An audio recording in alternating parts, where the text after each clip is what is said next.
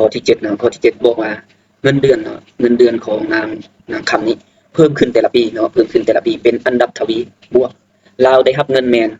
440,000กีบเนาะต่อเดือนเนาะ40,000กีบต่อเดือนเมื่อเราเฮ็ดเวียกใน7ปีและ1,100,000จะได้อยู่7ปีนี้หมายว่าจะได้อยู่1,160,000กีบต่อเดือนเมื่อเราเฮ็ดเวียกในปีที่25ถามว่าเงินเดือนปีทำอิฐของลาวแม่นเท่าใดนะหมายว่าเฮ็ดเวียกนั้นอยู่ในนี้เนาะปีที่7ท่านได้รับเงินแม่น440,000กีบและปีที่25แม่นรับอยู่1,160,000กีบนี้ต่อมาบัดนี้นะเมื่อเราเฮ็ดเวียกนะถามว่าเงินเดือนปีทำอิฐของเราแม่นเท่าใดเพิ่มขึ้นเท่าใดเพิ่มขึ้นแต่ละปีแม่นเท่าใดและในปีที่38เราจะได้รับเงินเดือนทั้งหมดเท่าใดเฮามาเบิ่งบทแก้ไปนำกันบทแก้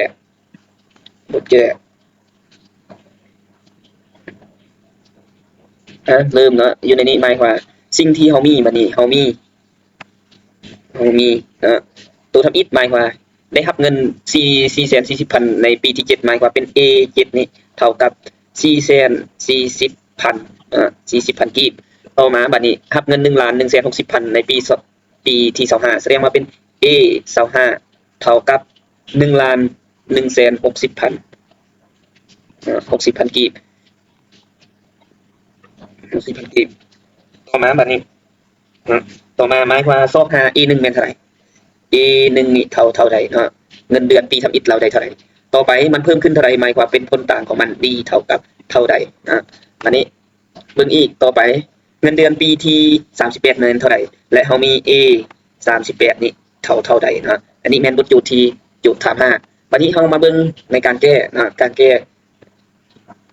ซึ่งอยู่ในนี้หมายความเฮาจะได้นำใส่สูตรนำใส่สูตรสูตรผลบวกผลทั่วไปของอันดับทวีบวกหมายความ an จะเท่ากับ a1 บวกให้ n ลบให้1แล้วมาคูณกับ d นั่นเองd แล้วอยู่ในนี้หมายความเฮาจะสอบหมายความจากตัวทำอิฐปึ๊บจากตัวทำอิฐหมายความจากสูตรตัวนี้หมายความเฮาต้องการ a7 นี้ก็จะเท่ากับ a1 บวกให้7ลบ1ก็เป็น6 d นั่นเองและเฮาต้องการ a25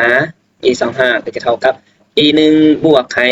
25ลบ1ก็เป็นอยู่20 c d d ต่อไปหมายความจะได้เท่าไหร่ก็แสดงว่าอยู่ในนี้ก็เป็น a1 บวกให้6 d นี่เท่ากับซึ่งว่า a7 นี่เท่ากับ440,000กีบนั่นเองและ a25 ก็เป็น a1 บวกให้24 d เท่ากับ1,160,000 ตัวนี้หมายเป็นสมผลที่1อันนี้หมายเป็นสมผลที่2หลังจากนั้นให้เอา1มาลบกับ2นี่เอา2ลบ1ก็จะได้อยู่ลบกันออกก็จะเท่ากับลบปึ๊บ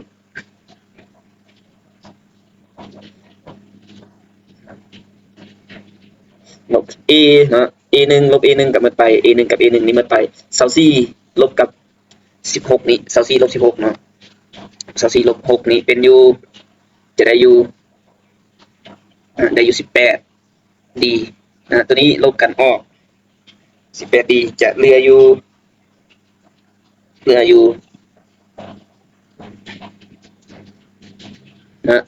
ัวนี้1,160,000ลบให้400,000ตัวนี้ยังเหลืออยู่จะเหลืออยู่720,000นั่นเองตอนนี้เราต้องการค่าของ d ทอนเอา d เลย d นี่ก็จะเท่ากับ7200หารให้18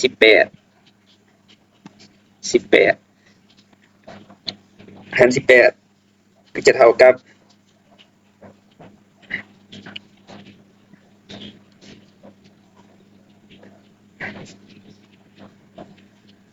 หาร18ก็จะเท่ากับ40,000นั่นเอง40,000มานี้จากตัวนี้ปุ๊บ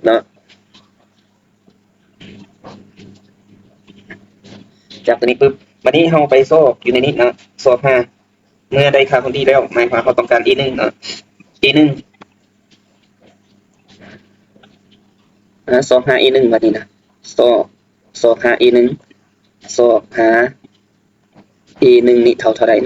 จากสมผลที่หนึ่งจากสมผลหนึ่งนี้จากสมผลหนึ่งบอกว่าสมผลที่หนึ่ง e หนึ่ง e หนึ่งe หนึ่งบวกไข 6d นี่เท่ากับ 440,000เราต้องการ e หนึ่งทอนเอา e หนึ่งก็จะเท่ากับ 440,000นี้แล้วมาลบให้ 6d 6d ก็แสดงว่าจะได้อยู่ e หนึ่งนี่เท่ากับ 440,000นี่ลบให้6คูณให้ 40,000ก็จะได้อยู่ e หนึ่งนี่เท่ากับ 440,000ลบให้6 4 24เป็นอยู่240,000ลบกันออกก็แสดงว่าจะได้อยู่ e หนึ่งนี่เท่ากับe หนึ่งเท่ากับ200,000นั่นเอง200,000นั่นเองหมายว่าเงินเดือนทำอิฐของเราแมนอยู่200,000กีบวันนี้ไปสอบ e 38สอบ5 e 38เท่าไหร่38เท่าไหร่นี่บอกและเรามีสูตรตัวนี้หมายว่าเราต้องการ e 38ก็จะเท่ากับ e 1ตามสูตรเมื่อกี้หั่น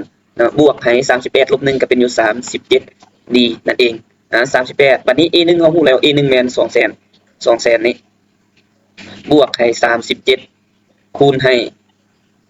40,000d แม่น40,000บัดนี้ก็จะเท่ากับ200,000นี่บวกให้1,480,000เอา37คูณตัวนี้1,480,000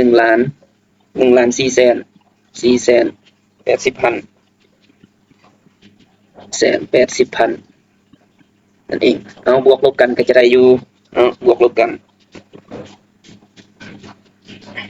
บวกก็จะเท่ากับ1,680,000นั่นเองกีบตอบวันนี้ตอบเลยตอบก็จะได้อยู่คำตอบe 1e 1เท่ากับ200,000นั่นเองและ e 38จะเท่ากับ1,680,000และผลต่าง d ผลต่างของ d หรือว่ามันมีอยู่ในนี้หมายว่าเพิ่มขึ้นแต่ละปีตัวทำอิฐเพิ่มขึ้นแต่ละปีแม่นขึ้นแต่ละปีแม่นอยู่40,000กีบนั่นเอง